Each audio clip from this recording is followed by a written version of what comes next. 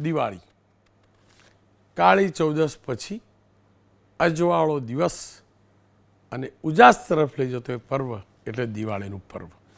દેશભરની અંદર દિવાળીનો ઉત્સવ મનાવાઈ રહ્યો છે. મંદિરો શણગારાઈ ચૂક્યા છે. તમામ મંદિરો આપ જોઈ શકો છો. દેવભૂમિ દ્વારકાનું મંદિર હોય, અંબાજીનું મંદિર હોય, ડાકોરનું મંદિર હોય, પાવાગઢનું મંદિર હોય, તમામ નાના મોટા મંદિરો પર ઝગમગાટ જોવા મળે છે. અને આ ઝગમગાટ એ આધ્યાત્મિકતાને વધુ દિવ્ય બનાવે છે, ભવ્ય બનાવે છે. ટેકનોલોજી નવી આવી, દીપની જગ્યાએ ટમટમિયા ઇલેક્ટ્રિકલ આવ્યા. તમામ મંદિરો સાફ સુથરા છે, હોવા પણ જોઈએ. તમામ મંદિરોની અંદર આપણી આસ્થા છે, આસ્થા હોવી જ જોઈએ, કારણ કે આસ્થાથી શક્તિ છે. આ તમામ મંદિરોનો વહીવટ અથવા તો સરકાર કરે છે, જે ટ્રસ્ટ સાથે જોડાયેલી હોય છે. સરકાર હસ્તકના કેટલાક મંદિરો છે, તો કેટલાક મંદિરો ખાનગી ટ્રસ્ટ હસ્તક છે, મંદિર સંસ્થાનના નામે છે. પણ સવાલ એ છે કે જે ધામની અંદર મંદિર બનેલા છે, નિર્માણ મંદિરનું થયેલું છે, એ પવિત્ર ધામ, એ પવિત્ર યાત્રાધામ, એની પવિત્રતા જળવાઈ છે ખરી? તમને દ્રશ્યો બતાવીશ. દુઃખ થશે તમને. આપણે કાળી ચૌદશ પહેલાં એટલે કે દિવાળીની આગલી રાત સુધીમાં તમામ જગ્યાએ સફાઈ અભિયાન હાથ ધરીએ છીએ. આપણા ઘેર, ગલી, મોહલ્લા, શહેર તમામ ઠેકાણે સફાઈ અભિયાન હાથ ધરીએ છીએ. અને આ જ પર્વ છે કે નવા વર્ષની શરૂઆત ગંદકી સાથે નહીં, સ્વચ્છતાના ઉજાસ સાથે કરીએ. પણ તમે દ્વારકાના જોજો, દ્વારકાથી શરૂઆત કરીશ. ભગવાન શ્રી કૃષ્ણનું ધામ, ભગવાન જગન્નાથનું ધામ, સુવર્ણ નગરીય દ્વારકા. પણ સુવર્ણ નગરીય દ્વારકાની આપ એક એક ગલી જોજો, તમે ત્યાંની ગંદકી જોજો. આ જૂના દ્રશ્યો નથી, છેલ્લા 24 કલાકમાં લેવાયેલા દ્રશ્યો છે. દ્વારકા ટ્રસ્ટ ને મારી હાથ જોડીને વિનંતી છે, હાથ જોડીને, ભગવાન દ્વારકાધીશમાં અમને શ્રદ્ધા હતી, છે અને રહેશે. પણ આ હાલત કેમ? જે જગ્યાએ ભગવાને આ મંદિરની સ્થાપના કરેલી, ભગવાનનો જ્યાં વાસ હતો, અને કહેવાય છે જ્યાં સ્વચ્છતા ત્યાં પ્રભુતા, તો એ સ્વચ્છતા જાળવવાની જવાબદારી શું દ્વારકાના એ ટ્રસ્ટની નથી?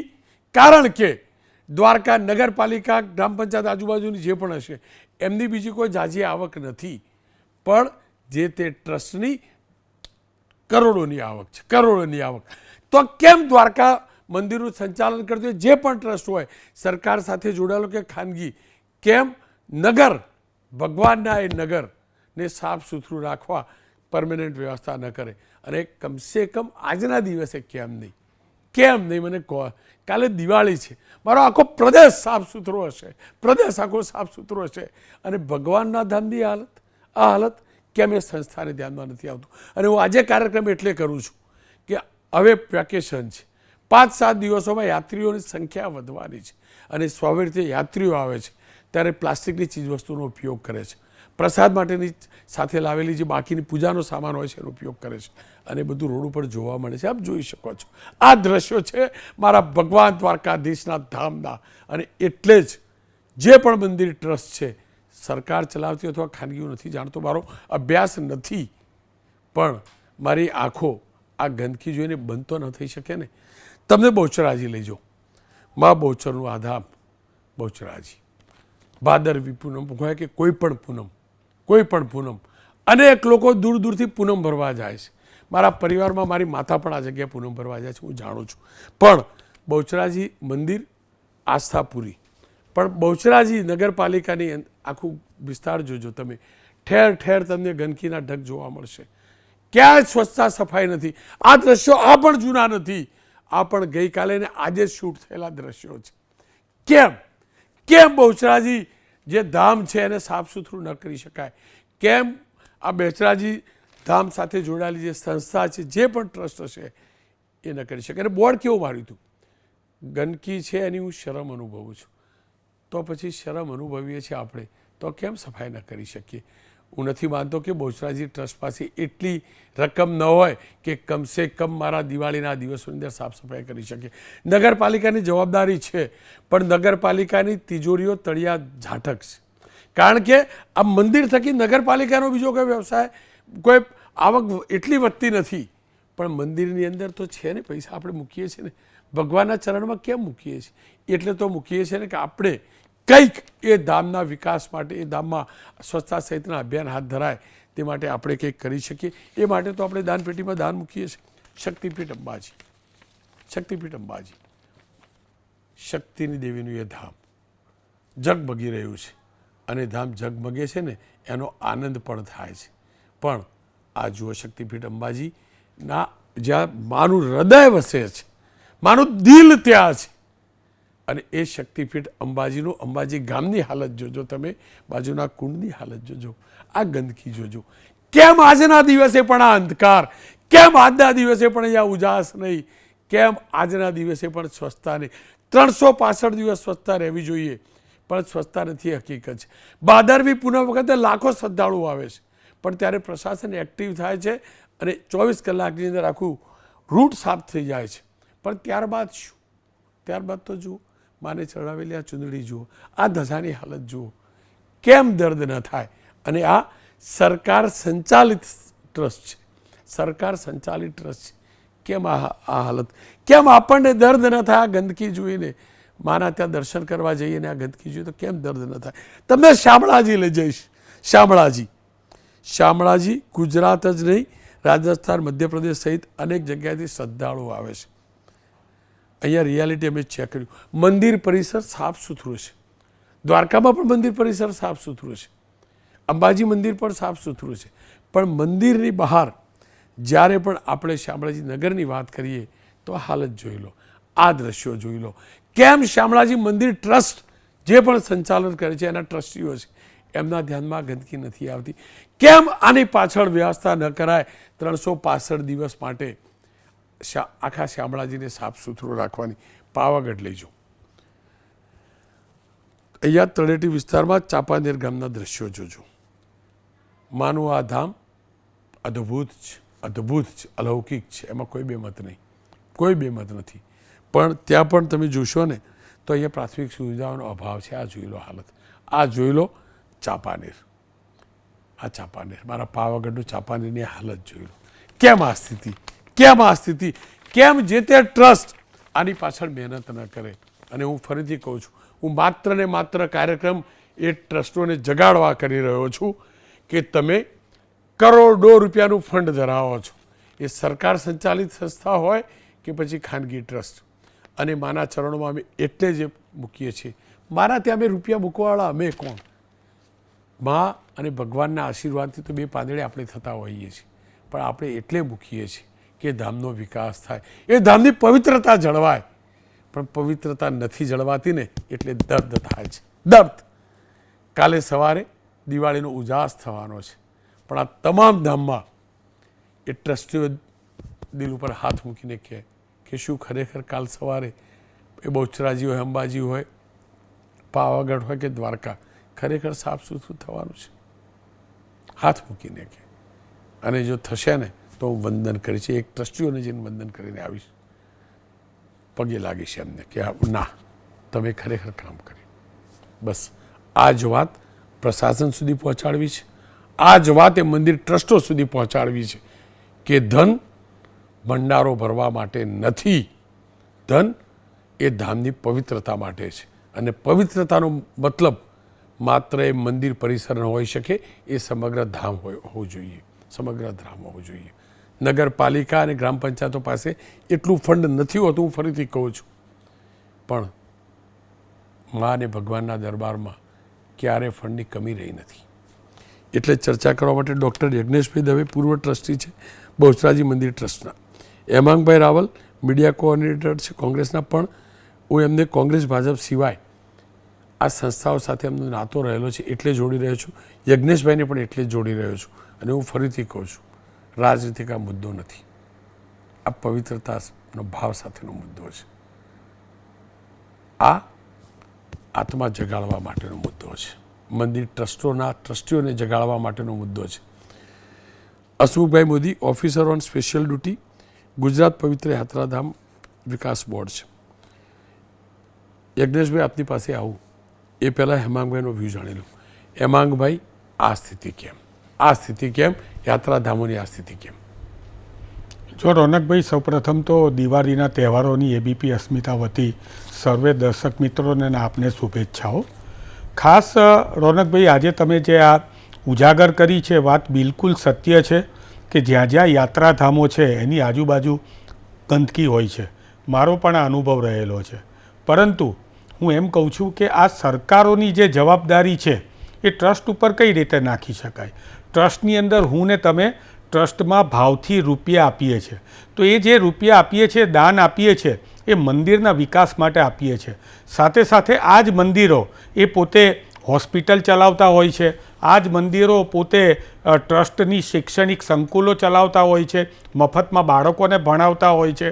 સાથે સાથે ત્યાં આવનારા યાત્રિકો હોય છે એમના માટે સુવિધાની વ્યવસ્થા કરતા હોય છે. મારું સ્પષ્ટપણે માનવું છે કે આ પવિત્ર યાત્રાધામ વિકાસ બોર્ડનું જે બજેટ છે એ બજેટ બહુ જ ઓછું બજેટ છે. એ બજેટ જે છે એ બજેટ તમે વિચારો કે એકદમ 230 કરોડનું બજેટ છે. આખા ગુજરાતના પવિત્ર યાત્રાધામ વિકાસ બોર્ડનું બજેટ માત્ર 230 કરોડનું છે. અને હર્ષભાઈ સંઘવી એ આના જવાબદાર પદાધિકારી કે મંત્રી છે. હજી પણ એ ફરીથી પણ એ જ એમની જવાબદારી એમની પાસે છે. જ્યારે એમની પાસે આ જવાબદારી હોય ત્યારે સરકારે હાથ ઊંચા કરી દીધા હોય તો સરકાર કે ભાઈ અમે ડાકોરમાં કે દ્વારકામાં કે સોમનાથમાં કે અંબાજીમાં કે બહુચરાજીમાં કે શામળાજીમાં અમે નહીં સાફ સફાઈ કરી શકીએ, અમારી જોડે પૈસા નથી અને નાદારી નોંધાવી દે, તો ભક્તજનો વિચારે. બાકી મંદિરોમાં ટ્રસ્ટમાં રહેલા પૈસા એ નાગરિક સુવિધાઓ માટે શા માટે વાપરવાના? એ તો નાગરિક સુવિધાનો ટેક્સ જે છે એ સરકાર લે છે.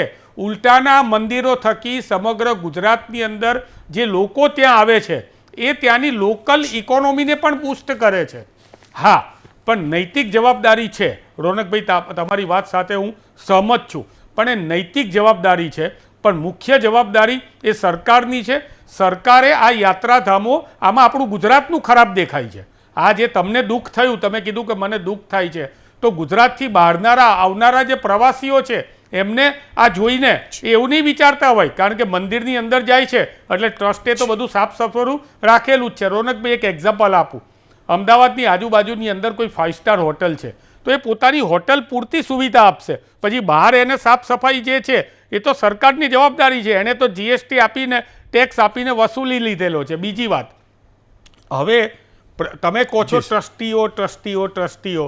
હવે તમે વિચાર કરો કે યજ્ઞેશભાઈને ટ્રસ્ટી તરીકે લીધા, 3 મહિનામાં એ જવાબદાર બ્રહ્મ સમાજના અગ્રણી છે, 3-4 મહિનામાં એમને ટ્રસ્ટી તરીકે પાછા લઈ લેવામાં આવ્યા.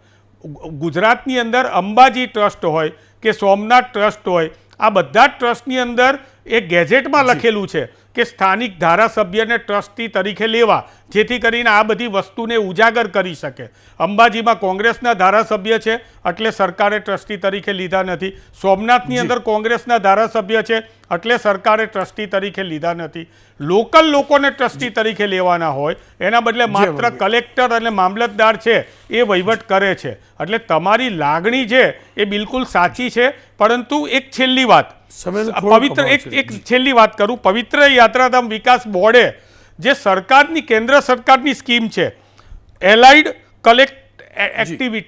કલ્ચરલ એક્ટિવિટીની સ્કીમ છે, છેલ્લા 5 વર્ષથી યાત્રાધામ બોર્ડ વતી એક પણ એપ્લિકેશન કરવામાં આવી નથી. નહીંતર ત્યાંથી ઉત્તરાખંડની અંદર કરોડોનું બજેટ ફાળવવામાં આવ્યું, યુપીમાં કરોડોનું બજેટ ફાળવવામાં આવ્યું. આપણી સરકારે પણ આ પ્રમાણે કરવું પડે રોનકભાઈ, અને આપણે પણ એપ્લિકેશન કરવી પડે. અને કેન્દ્ર સરકારનું બજેટ છે એ આવું બજેટ હોય તો એને વપરાવીને પણ આ બધા જે પવિત્ર જગ્યાઓ છે એને સ્વચ્છ રાખવી જોઈએ. સમયનો અભાવ છે, પણ યજ્ઞેશભાઈ આપની પાસેથી જાણું છું. હું સ્પષ્ટ માનું છું સરકારની જવાબદારી છે, પણ ટ્રસ્ટોની સવિશેષ જવાબદારી છે.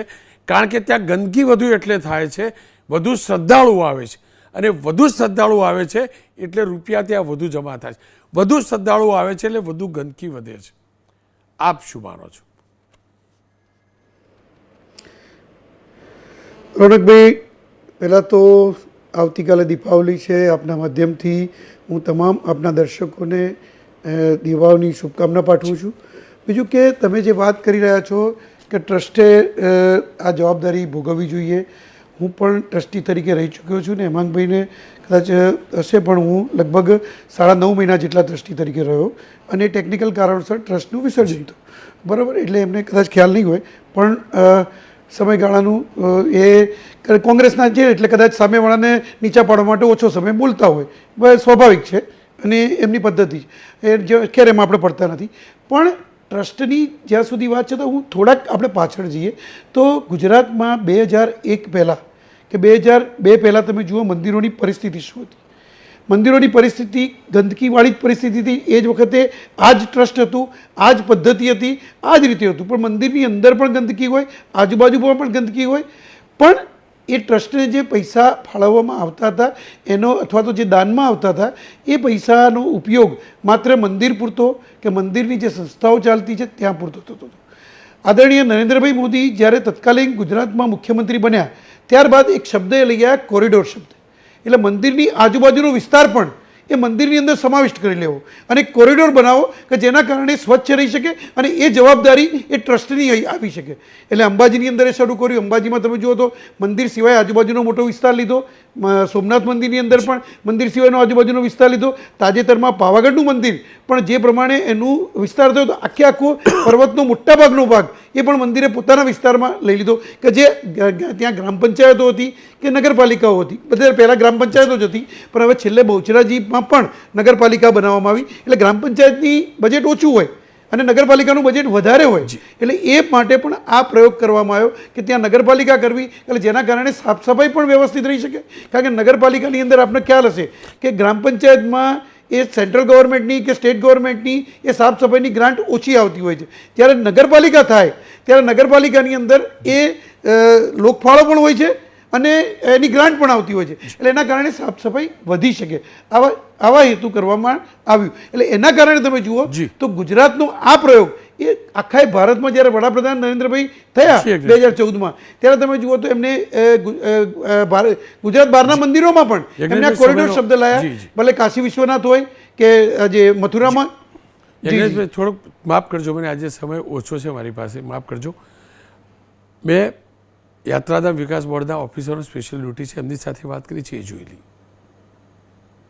હસમુખભાઈ, કેમ કે આપણે તમામ લોકો જાણીએ છીએ આપણા યાત્રાધામ તો રૂડા રૂપાળા બની ગયા અને પ્રમાણિકતાથી કહું ને તો આખા યાત્રાધામના કેમ્પસ ક્યારે ન કલ્પ્યા હોય એટલા સારા બની ગયા, સાફ સુથરા પણ છે. પણ મારો સવાલ એ છે કે જે જગ્યાએ યાત્રાધામ છે તે નગર કે ગ્રામીણ વિસ્તાર એમાં આજે પણ ગંદકીના ઢગ જોવા મળે છે. તમને નથી લાગતું કે યાત્રાધામ સાથે જોડાયેલી જેટલી પણ સંસ્થાઓ છે તેમને પરમેનન્ટ એ ગામ અથવા એ નગરની સાફ સફાઈની વ્યવસ્થાની જવાબદારી લેવી જોઈએ? રોનકભાઈ, એ ચોક્કસ તમારો જે કોન્સેપ્ટ છે કે તમારી જે અપેક્ષા છે એ મુજબ વાસ્તવમાં યાત્રાધામોની અંદર યાત્રાધામ સિવાયના બાકીના વિસ્તારોમાં પણ સ્વચ્છતા એવી જ હોવી જરૂરી છે. પરંતુ યાત્રાધામ વિકાસ બોર્ડ તરફથી અને સરકાર તરફથી યાત્રાધામોની સફાઈ માટેની એ જવાબદારી લીધેલી છે અને સ્થાનિક જે ગ્રામ્ય વિસ્તારોમાં જે જવાબદારી છે નગરપાલિકા અથવા તો જે તે ગ્રામ પંચાયત દ્વારા કરવામાં આવતી હોય છે અને એ લોકો પણ પ્રયાસ કરતા હોય છે કે યાત્રાધામ વિકાસની અંદર સ્વચ્છતા જળવાય અને બે સ્વચ્છતા કાયમ રહે એ પ્રકારના પ્રયાસો એ લોકો દ્વારા કરવામાં આવતા હોય છે. જો આપે કહ્યું કે યાત્રાધામ વિકાસ બોર્ડ કે સરકાર કે નગરપાલિકા લે, નગરપાલિકા શું કરવા જવાબદારી લે? કેમ કે જે પણ યાત્રાધામની અંદર જે પણ ટ્રસ્ટ છે કમાય છે કોણ, સંપત્તિ કોની વધે છે? એ યાત્રાધામ સાથે જોડાયેલા ટ્રસ્ટની, એ સંસ્થાની. અને એ પણ હકીકત છે યાત્રાધામમાં ભીડ થાય છે યાત્રાળુઓની તો સ્વાભાવિક રીતે જ એના કારણે ગંદકી વધે છે, એ પણ હકીકત છે. તો પછી મારી સરકાર શું કરવા જવાબદારી ઉઠાવે મને સમજાવો. જે તે સંસ્થા જે તે ટ્રસ્ટ કમાય છે બેંક બેલેન્સ ભેગું કરવા માટે તો સંસ્થા હોય ને, એ સંસ્થાની જવાબદારી કેમ નહીં? એ બરાબર છે, તમારી વાત સાચી છે. અને ટ્રસ્ટો યાત્રાળુઓની સુવિધાઓ માટે આ બધા જે કંઈ સરકાર કે ટ્રસ્ટમાં જે કંઈ દાન કે ડોનેશન આવતા હોય છે એ યાત્રાળુઓની સુવિધાઓ માટે જ વાપરતા હોય છે અને એમાં યાત્રાળુઓની તમામ પ્રકારની સુવિધાઓ આવતી હોય છે. એ પૈકી આપનું જે આજનો વિષય છે કે સ્વચ્છતા બાબતમાં પણ ટ્રસ્ટ જવાબદારી લેવી જોઈએ અને એ વાત સાથે ટ્રસ્ટો સાથે પણ અત્યારે એનું ચર્ચાઓ કરવામાં આવશે અને ટ્રસ્ટને પણ આમાં ઇન્વોલ્વ કરવા માટે કે સમાવેશ કરવા માટે પ્રયાસ કરવામાં આવશે સરકાર તરફથી કે યાત્રાધામ વિકાસ બોર્ડ તરફથી. સાહેબ, જો કાલે દિવાળી છે, અમે લોકોએ અંબાજી, બહુચરાજી, દ્વારકા, ડાકોર એ તમામ મોટા યાત્રાધામ, હું નાના નાના મંદિરની તો વાત પણ નથી કરતો, એ યાત્રાધામ કે જ્યાંની સંસ્થાઓ, જ્યાંના ટ્રસ્ટ, એ સરકાર હસ્તક હોય કે ખાનગી ટ્રસ્ટ હોય, એ તમામ પાસે કરોડો રૂપિયાના ડોનેશન આવેલા પડ્યા છે. પણ એ તમામ ઠેકાણે આવતીકાલે દિવાળી છે સાહેબ, એક ગામ એ નગરની હાલત મેં દર્શાવી છે. એનો મતલબ અથવા તો નગરપાલિકા, ગ્રામ પંચાયત લક્ષ આપતી નથી ને આપે છે તો મંદિર ટ્રસ્ટો કશું આપતા નથી. તો જે સ્થિતિ ખરાબ હોય ને, મને કહો આખાના આખા ગામ સાફ કેમ ના હોય? કેમ એ જવાબદારી ના લે? અને હું એટલે આ કાર્યક્રમ કરું છું કે 4-5 દિવસ સતત એ યાત્રાધામમાં ભીડ વધવાની, યાત્રીઓની, અને ગંદકી પણ હજુ વધવાની.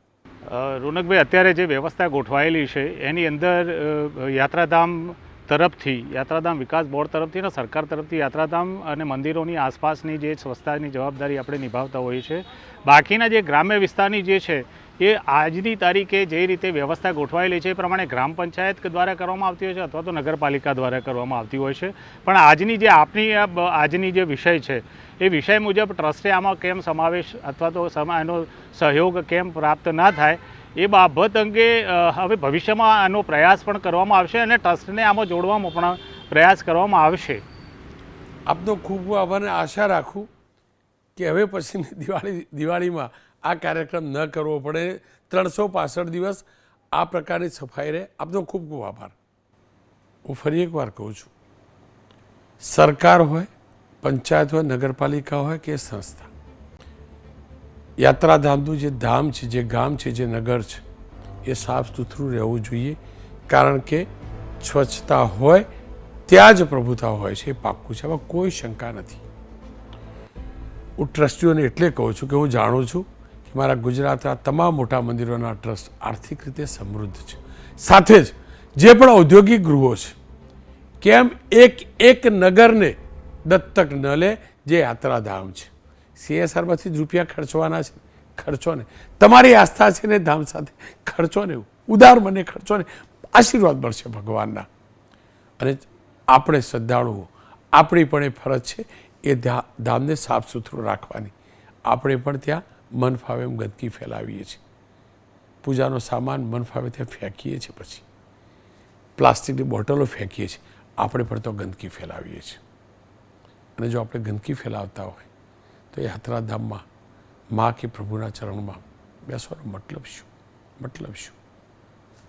ફરી એકવાર કહીશ, હું કાર્યક્રમ ટ્રસ્ટો માટે ખાસ કરીને કર્યો છે કે મહેરબાની કરીને તમારા ટ્રસ્ટની આવક એ ધામ થકી છે તો એ ગામ માટે પણ વિચારો, એ નગર માટે પણ વિચારો, કમસે કમ સ્વચ્છતા માટે વિચારો.